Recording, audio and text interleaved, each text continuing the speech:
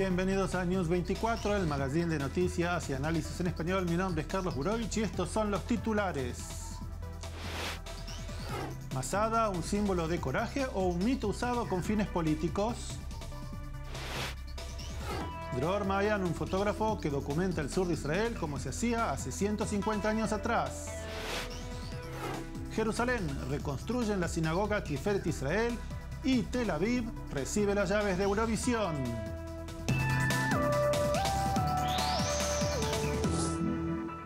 2019 es año de elecciones. Ya las hubo en El Salvador. Nayib Bukele es el presidente electo. Owen Alterman, corresponsal de Asuntos Internacionales, nos cuenta cuál es su relación con Israel. Meet Nayib Bukele, the next president of El Salvador. The outsider who bested his country's two main political parties in elections Sunday. The aspiring reformer who says he'll tackle El Salvador's entrenched corruption. And also, the politician of Palestinian descent who has visited Israel.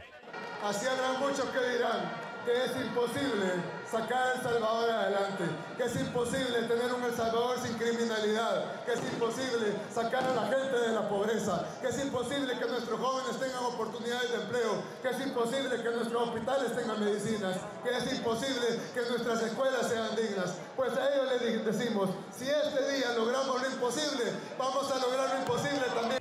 But his election also has a Middle East angle. Bukele is of Palestinian descent.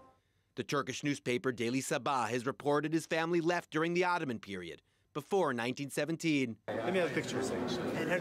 Bukele also visited Israel in 2018 when he met then Jerusalem Mayor Nir Barkat at the International Mayors Conference, and also visited the Yad Vashem Holocaust Memorial and prayed at the Western Wall. Later, Bukele even attended the opening of the U.S. Embassy in Jerusalem. Latin America has become an important focus for Israeli diplomacy. The rise of right-wing governments starting to tilt the region in Israel's direction. El Salvador's president-elect is not right-wing, but Israel and its advocates will be watching to see if El Salvador nonetheless joins the Latin American trend. Owen Alterman, I-24 News.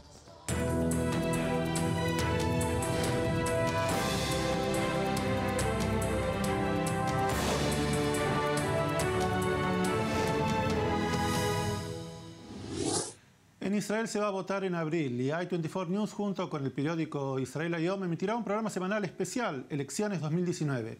La primera invitada en el estudio fue la ministra de Justicia, Ayelet Shaked. I'm Nuri Ben. This is Israel Elections 2019 inside what has become a dramatic and unpredictable race with just over 2 months to go. New names are joining, new partnerships coming together, old ones falling apart. The Prime Minister facing a possible indictment and still a frontrunner. Let's get right to it. Our first guest, Israeli Justice Minister Ayelet Shaked. Last month, along with Education Minister Naftali Bennett, she broke off from their right-wing Jewish Home Party to form a new one called The New Right. Also with us right here in the studio, Boaz Bismuth, Editor-in-Chief of Israel Hayom Daily. Thank you both very much for being here. Nuri just said, we're kind of puzzled. The 9th of April is coming. The result, we're a bit perplexed, I would say. Do you think that your step with Minister Bennett is strengthening the conservative or the right camp? Is it making the election easier for the right wing?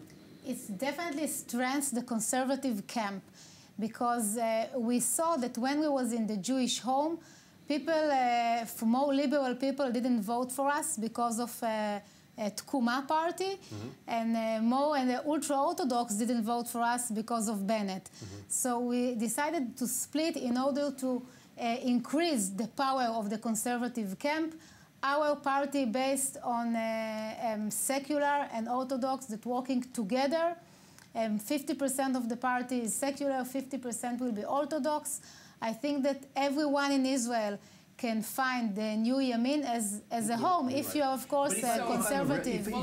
Si las elecciones se realizaran esta semana, el Likud obtendría 35 bancas, Resiliencia de Israel 21, Yesh Atid 14 y el Partido Laborista 5. Y en el próximo bloque, Masada, un símbolo de coraje de la historia de los celotes dispuestos a sacrificarse o un mito usado con fines políticos.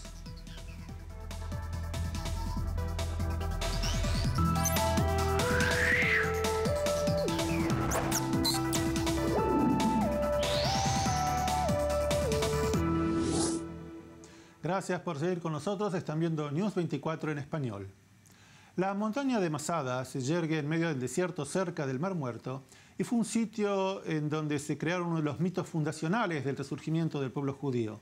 Cerca de 1000 judíos pertenecientes a la secta de los sicarios, sitiados por el ejército del Imperio Romano, decidieron cometer suicidio en masa para no ser sometidos a la esclavitud. El programa Holy Land Uncovered de i24 News dedicó una misión especial para intentar develar los secretos que aún quedan por descubrirse acerca de Masada. Me acompaña en el estudio Uri Shapira, que es el editor del programa. Uri, gracias por estar con nosotros. Muchas gracias.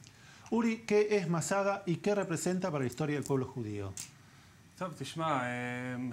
Masada es una de las grandes historias del pueblo judío, uno de los grandes íconos, una historia estremecedora de la Gran Revuelta, el último bastión de los rebeldes judíos. Hay una gran controversia entre los investigadores si hubo o no el suicidio en masa.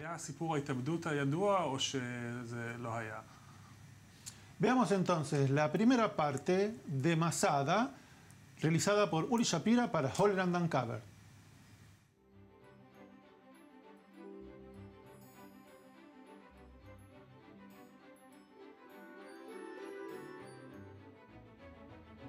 Es uno de los lugares más icónicos del pueblo judío, una historia que influyó por milenios no solo a los judíos, sino también a muchos otros pueblos.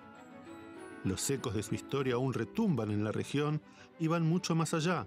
Masada y la Gran Revuelta, cuando un grupo de rebeldes judíos rehusaron sucumbir y rendirse ante el victorioso Imperio Romano y decidieron suicidarse en masa. Expertos han encontrado evidencias que datan de aquella época en la cima de la montaña, pero cuando hablamos de Masada, la primera imagen que nos viene en mente es la del rey Herodes el Grande, quien se cree vivió en el siglo I a.C. Herodes, rey de Judea, fue uno de los líderes más prominentes de la región. Se le acredita la reconstrucción del segundo templo de Jerusalén y otros sitios, como Cesarea, Sebastia y el Herodión. Herodes se instaló en Masada en el año 40 a.C. First of all, it's a natural fortress. And as was often the case, Herod would build his palaces and fortresses where the Hasmonean dynasty had built theirs previously. And so Herod decided very early on to build a last refuge, a stronghold, where he could come and hold out against his enemies if and when they ever came after him. So who were his enemies? Well, on the one hand, many Jews hated him because he wasn't descended from David, and many Jews felt that he had stolen the throne. He was not from an aristocratic Jewish family.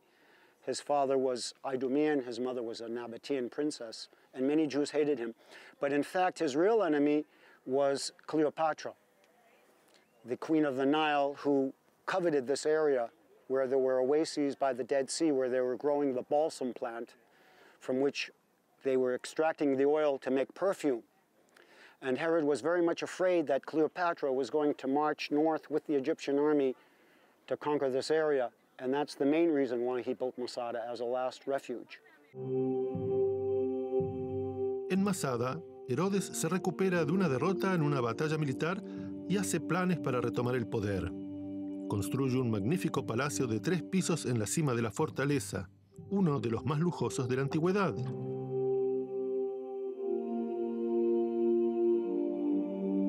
Luego de la muerte de Herodes, Masada declinó y se transformó en un puesto militar del ejército romano. Pero ese fue tan solo el primer capítulo de la historia del lugar.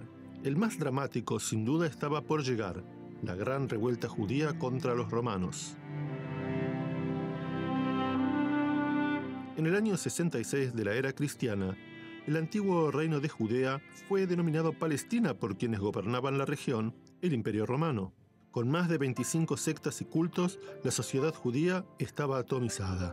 Elazar ben Yair was of the Sicarii faction, but he had a valuable lesson which he could have taught to the other leaders of the rebellion and Jewish society in general, and that lesson was how to unify a diverse group of people.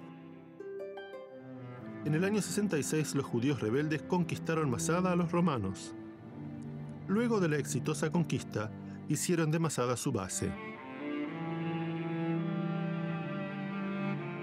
El sitio de Masada por los romanos fue largo e intenso. Los rebeldes judíos utilizaron las antiguas construcciones y las fortificaron, como por ejemplo los depósitos para almacenar comida. Cuando los romanos avanzaron sobre Masada, los rebeldes tomaron una decisión radical: cometer suicidio en masa y no caer en las manos de la legión romana. El suceso es descrito por Flavio Josefo, el historiador de aquellos días, en su famoso libro La Guerra de los Judíos. Eleazar gathered the most courageous of his companions together and encouraged them to take that course by a speech. Slay their own wives and children with their own hands. These people died with this intention, that they would not leave so much as one soul among them alive to be subject to the Romans. Now for the Romans, they expected that they should be fought in the morning. They came within the palace, and so met with the multitude of the slain, but could take no pleasure in the fact, though it were done to their enemies. Nor could they do other than wonder at the courage of their resolution, and the immovable contempt of death which so great a number of them had shown, when they went through with such an action as that was.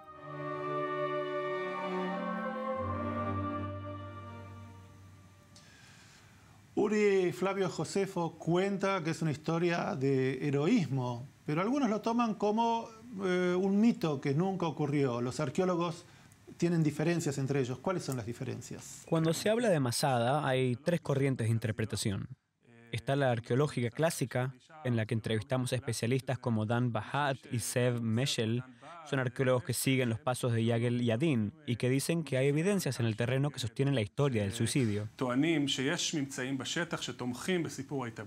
Por ejemplo, un elemento que sostiene esta teoría fue el descubrimiento de la sala de la lotería, una sala en la que encontraron 11 lajas con los nombres de quienes fueron sorteados, supuestamente, los que fueron elegidos para llevar a cabo el suicidio masivo.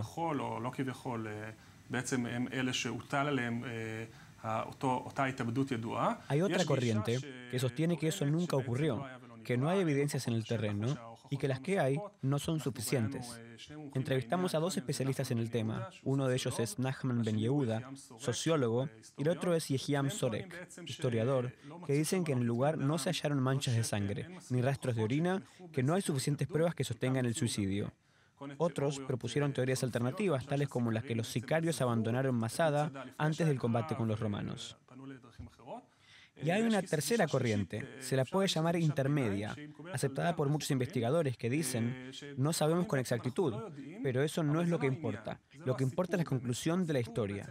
¿Qué aprendemos de lo que pasó en Masada? Bueno, veamos entonces la segunda parte del informe o del especial que preparó Uri Shapira sobre Masada, donde los arqueólogos discuten entre ellos.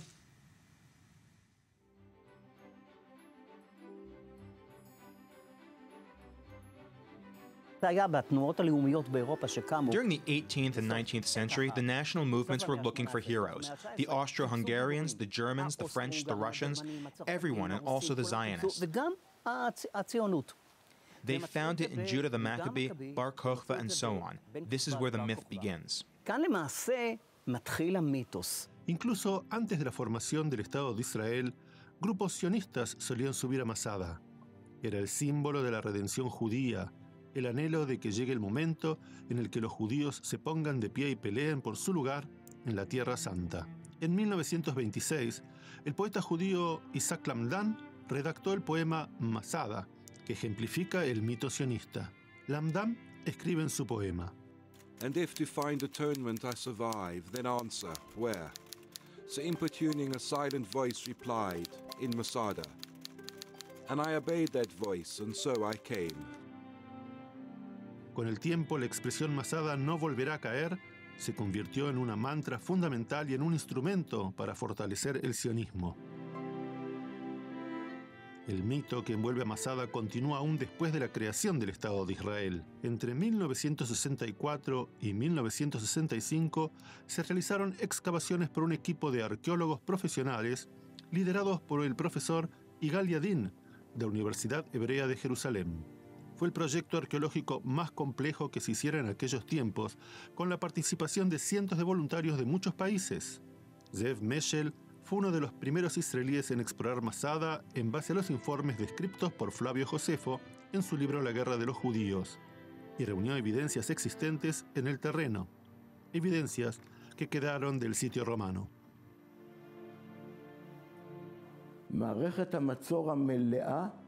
The complete siege system proves that the Jews did not surrender in the middle of the battle. You see these remains, you see the tremendous efforts of the Romans. And until today, when I go to Masada and look west to the military battery, I can hear the Roman Caesar's order, by any price, you must take this place, by any price. We found, and it was my personal, with my own hands, I still shiver when I describe it, we found those 10 pottery shards, which were a part of this lethal lottery, which is described by Josephus Flavius. When they choose by lottery, they choose 10 people in order to decide who will kill the rest of the men after the men kill their families. The fortunate thing and the interesting, actually there were found 11. And amongst the 11, why did I say 10? Because one of the 11 was Ben Yair, who was commander of Masada. So I don't think that we need more proof than that. La sala del sorteo es una parte esencial de la historia en la que Flavio Josefo describe la decisión de los rebeldes de suicidarse según el orden del sorteo por lotería. Uno de los descubrimientos arqueológicos más importantes en la sala fueron 10 lotes con 10 nombres. Los que apoyan la teoría del suicidio en masa ven en estas piezas una evidencia crucial. 2000 años después de haber caído en manos romanas, la historia de Masada aún guarda secretos y misterios. A pesar de las voces que se oponen al mito de Masada, la gloria del lugar se ha ido incrementando a lo largo de los años. Se ha vuelto un lugar obligado de visita para líderes y celebridades que visitan Israel. Es también el escenario de grandes conciertos de rock y óperas.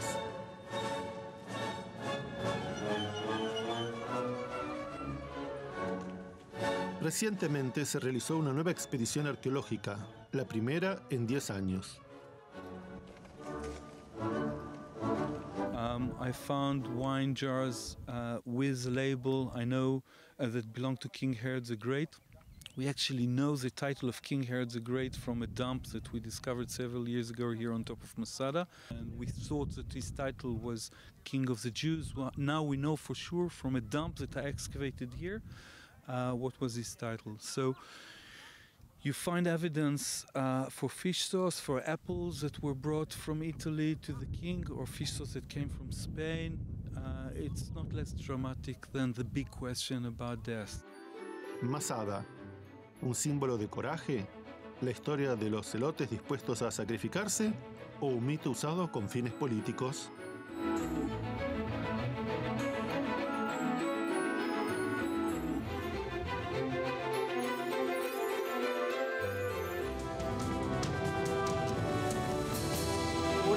En una frase, ¿es un mito el suicidio o es usado con fines políticos? Creo que la verdad se encuentra en un punto intermedio, un poco de cada cosa. Es muy difícil determinar sobre este hecho y cada uno puede interpretarlo como prefiera.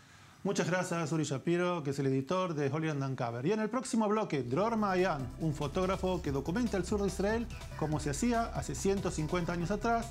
Y también fuimos a ver documentales en Salt Lake City del festival Sundance.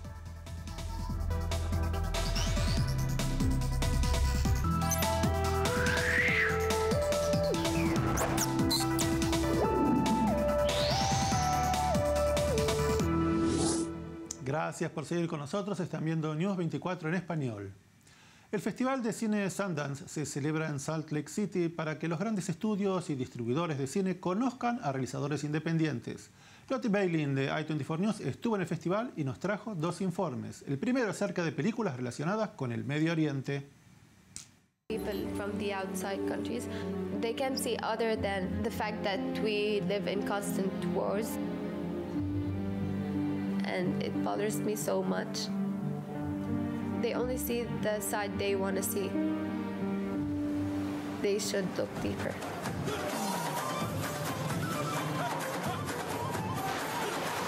This is the Gaza that we don't see in the news. The Gaza where ordinary people try to live a somewhat ordinary life with what they have and in the circumstances they are living in.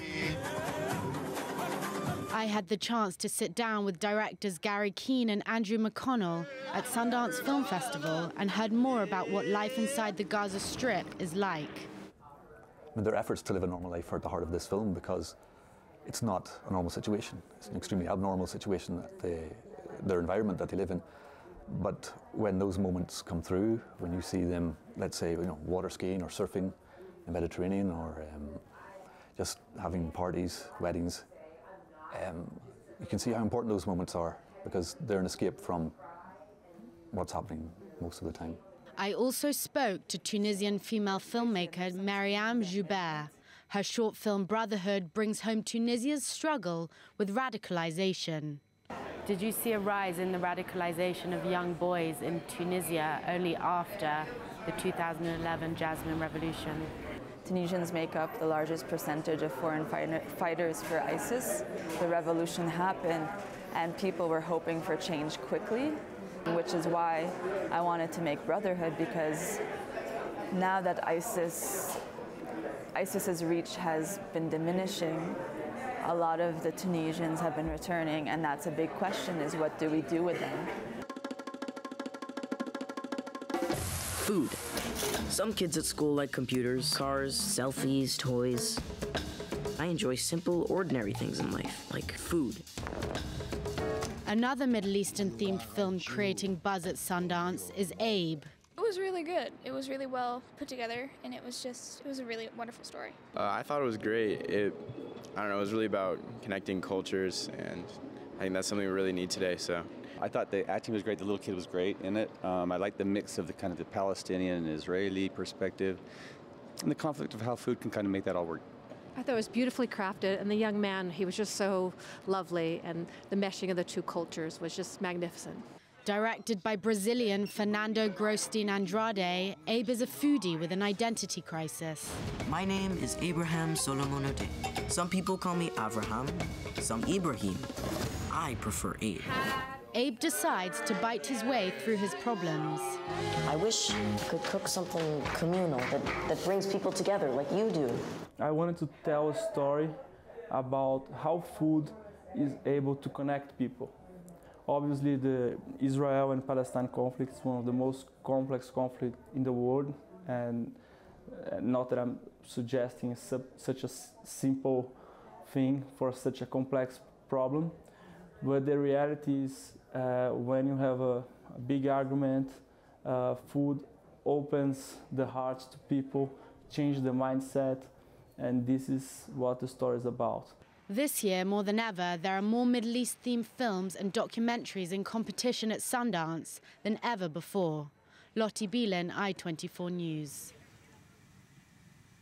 Tiene 92 años y sus consejos son siempre bienvenidos.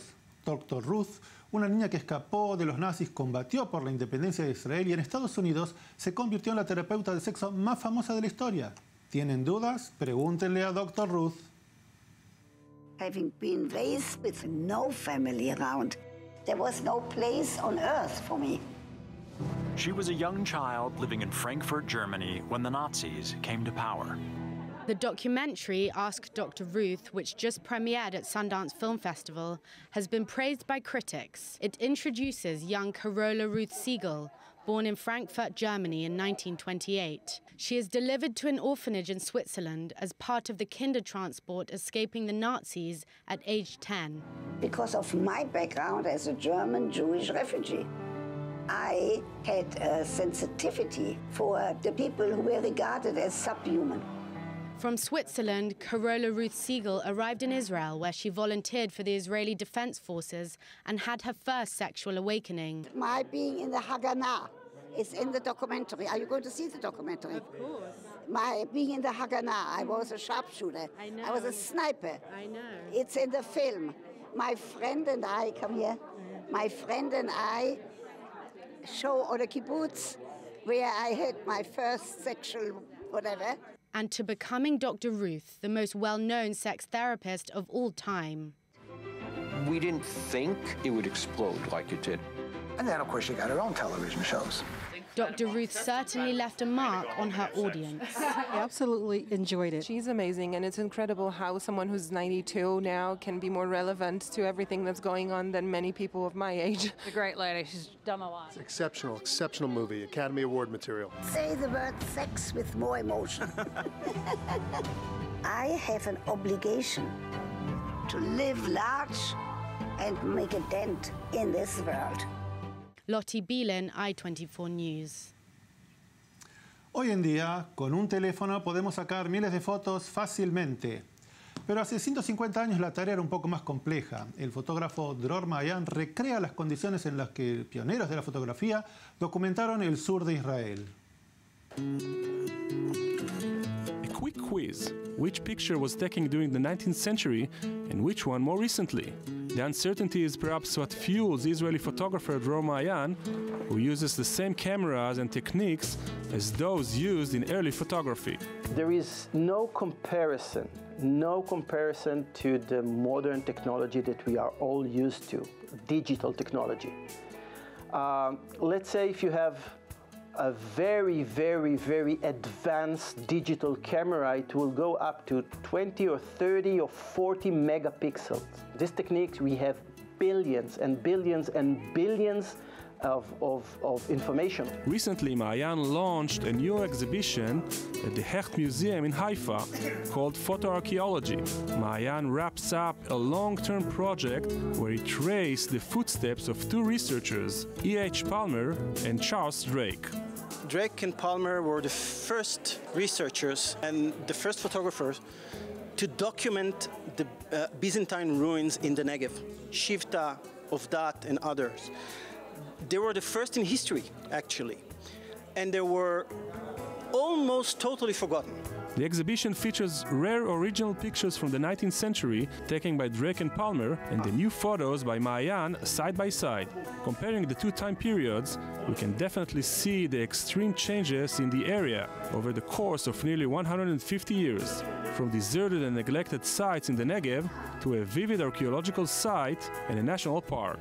We can also see the evolution of photography. They traveled with 4 camels, endangering their lives, doing so, carrying all the equipment with them in order to take the photos, which means all the chemicals, cameras, dark tent to develop the plates. And they documented the sites for the first time. The next generation that documented the sites in the Negev was 30 years after them. Apparently what looks so easy in 2019 wasn't as obvious 150 years ago. Every photo takes a few hours to develop, from the minute the ingredients are prepared until the final product. It takes a day until we get the final result, a picture of our cameraman Ran Schneck with his digital camera and me holding a mobile phone. Technologies one can only imagine during the time Dror's camera was built. But just like Palmer and Drake risked their lives to capture the remains of a disappearing world, Dror's photos have a value which goes beyond lighting, composition, or depth of field. Uri Shapira for I24 News. Y en el próximo bloque, en Jerusalén reconstruyen la sinagoga Tiferet Israel y en Tel Aviv se reciben las llaves del Eurovisión 2019.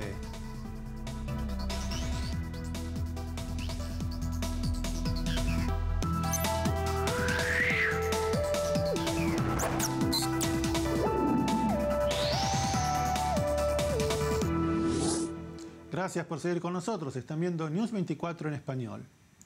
Uno de los íconos de la ciudad vieja de Jerusalén hasta 1948 era la sinagoga Tiferet Israel, la gloria de Israel. En 1967, cuando Israel recupera Jerusalén Oriental, descubre que estaba completamente destruida. Nuestro corresponsal, Daniel Campos, estuvo presente cuando 70 años más tarde se puso la piedra fundamental. Daniel, gracias por acompañarnos. Comentanos, ¿quién está detrás de esta iniciativa? Bueno, tenemos aquí un grupo de donaciones o personas donando dinero desde los Estados Unidos, comunidades judías, y también obviamente tenemos un lobby gubernamental, generalmente se puede decir políticos de derecha, yo estuve ahí presente, que son los que tienen esta fe de que hay que volver a construir lo que fue destruido. No olvidemos que hubieron varias sinagogas destruidas, el Jurvá ya fue reconstruido. Cierto. Y ahora estamos esperando por el de Tiferet Israel. Bueno, entonces veamos el informe de Daniel Campos sobre la reconstrucción de la sinagoga Tiferet Israel, la gloria de Israel. From 1948 to 2010, the Jews had no skyscraper presence in the skyline of the holy city of Jerusalem. The reason? In the aftermath of the 1948 war, as a form of religious humiliation to Israel and Jews around the world, Jordanian soldiers of the Arab Legion blew up the two tallest synagogues in the old city of Jerusalem, the Hurva Synagogue and the Tiferet Israel Synagogue, both located in the Jewish quarter. 90-year-old Simcha Mandelbaum waited 7 decades for the reconstruction of the Tiferet Israel Synagogue to begin. In the last day of 2018, his dream came true. The cornerstone was laid, and he was there to recite a blessing.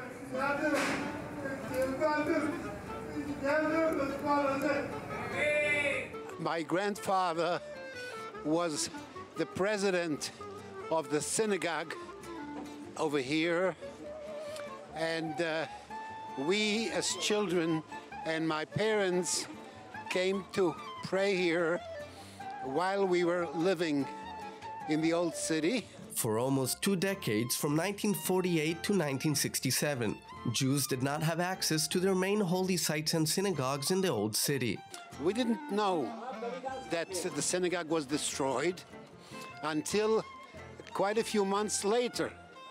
We had absolutely no knowledge of what was happening in the old city. It wasn't until the city was recaptured by Israeli forces in the Six-Day War that he was able to find the remains of his temple.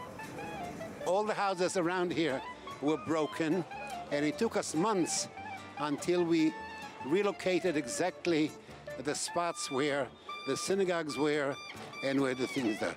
The restoration project is made possible thanks to donations from the Jewish diaspora and the political lobbying of government ministers such as former Construction and Housing Minister Yoav Gallant, Minister of Health Rabbi Yaakov Litzman, and the newly elected Jerusalem Mayor Moshe Leon. We decided that we are going to build this synagogue because we are the one who control and have all the rights in this holy city, Jerusalem.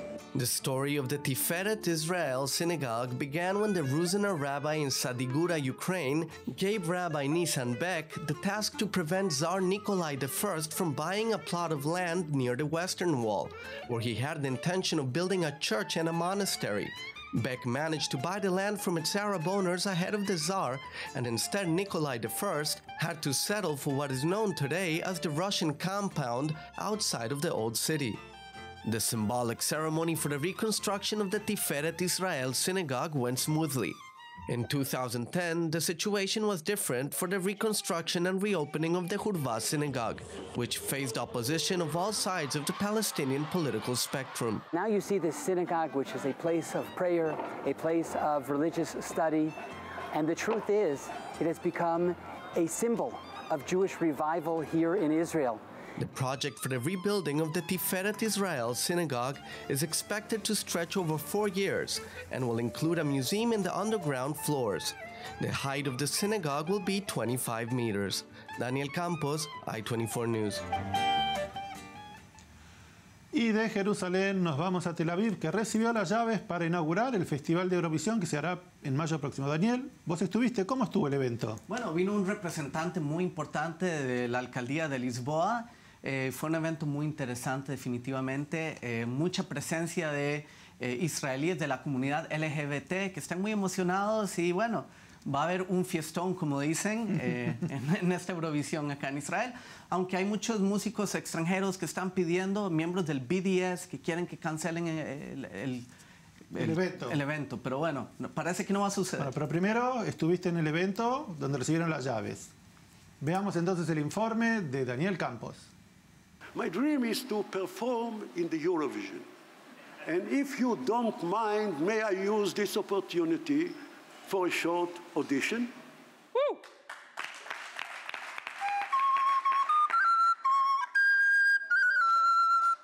In Tel Aviv, you know it's a special occasion when the 74-year-old mayor brings his flute. Monday night marked a historical moment for his city. For the first time in history, Tel Aviv participated in the official Eurovision key handover. The symbolic Eurovision keychain finally arrived from Lisbon. Now I'd like to invite to the stage the Vice Mayor of beautiful Lisbon, the city that hosted the Eurovision Song Contest last year. Eurovision is more than a musical event. Over the past 63 years, it has been a symbol of celebration of multiculturalism and diversity that define us, allowing true culture to promote an Europe and world more closer, tolerant, and communitarian. Earlier in the day, the Eurovision keychain bizarrely got stuck in costumes. The municipality of Tel Aviv had to interfere and pay a fee to have it released on time for the evening ceremony.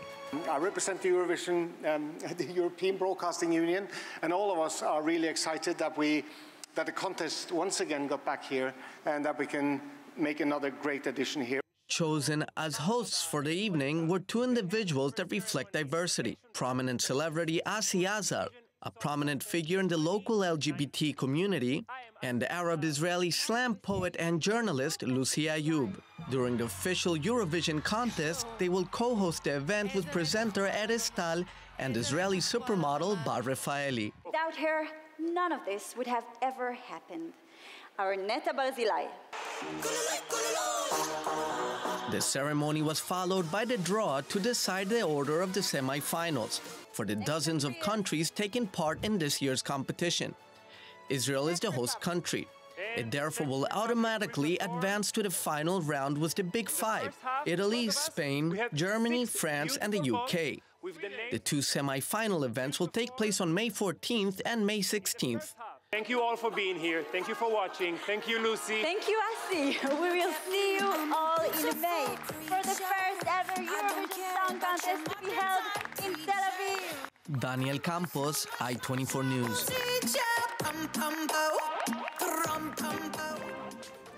El movimiento antisemita y antiisraelí BDS llama a boicotear el festival, pero por el momento, y como era de esperar, con muy poco éxito. BBC, shame on you! BBC, shame on you! So we take this Eurovision issue very seriously, and we've called for a boycott of Eurovision accordingly. The boycott call has gained a lot of traction across Europe, especially among artists, surprisingly among some artists who participated in previous editions of Eurovision.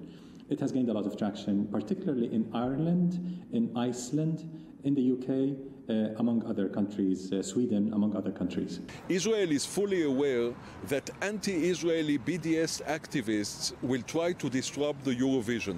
We will open our doors to all as long as those people do not come here as enemies. In Spain, Operación Triunfo was used as the selection show for the Eurovision Song Contest for the second year in a row. Mickey won with the song La Venda.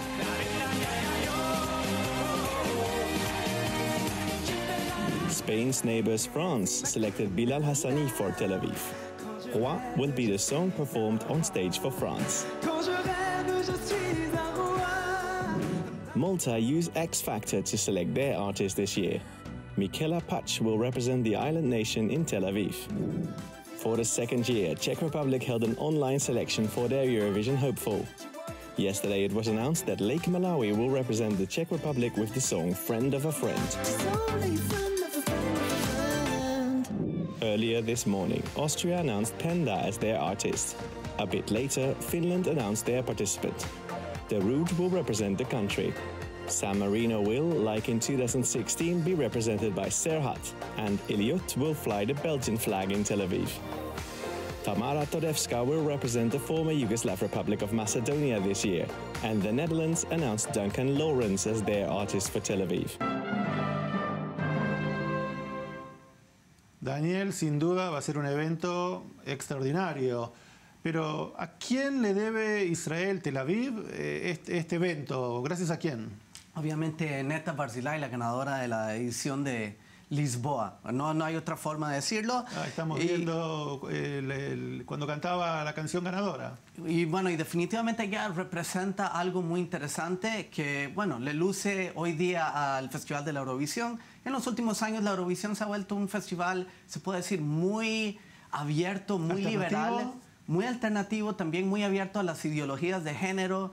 También no se juzga a las personas por peso, por cómo se ven, por cuál género sexual ellos escogen. Vemos ahora el participante Bilal Hassani, de Francia. Que también ha sido cuestionado por algunos sectores, pero que representa como fue en su momento a Chiquita o como fue Dana International de Israel también. Definitivamente. Entonces es un festival muy abierto y bueno, estamos en el Medio Oriente. Podemos hablar cuál es el lugar más abierto aquí donde estas personas pueden venir y tocar y cantar sin sentirse amenazadas. Tel Aviv. Entonces definitivamente me parece a mí de que Neta trajo la victoria, pero Tel Aviv es la ciudad ideal para este tipo de eventos. Daniel, muchas gracias. Nos despedimos mientras escuchamos primero a Neta Barzilai y después su clip Bam Bam Wasabi Sababa. Boom boom in the subwoofers, party, bass, a bite out of wasabi, bummer, cool. Bam Bam Wasabi Messi Baba Sim Bismi Wasabi Basa Sababa.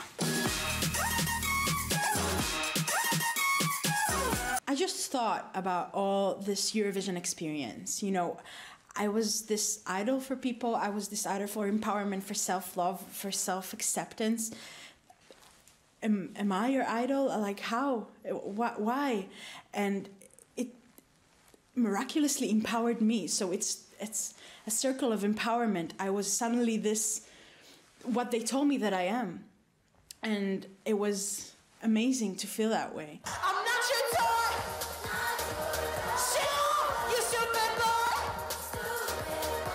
There was also, with popularity, there's a lot of love, but there's a lot of hate as well. And it was magically, I felt it like sliding off me. And I was thinking about something primal, something like a spirit animal that symbolizes all that. And I found the rhino. Like, its skin is so thick, you know, and it's so strong, and you know, it attacks its problems instead of running away from them, and you know, its horn it's almost flipping you off, like I don't care what you think about me. Muchas gracias por seguirnos, nos vemos la semana que viene, nos pueden seguir en el canal 34 de Hot, en Facebook, en Twitter, gracias.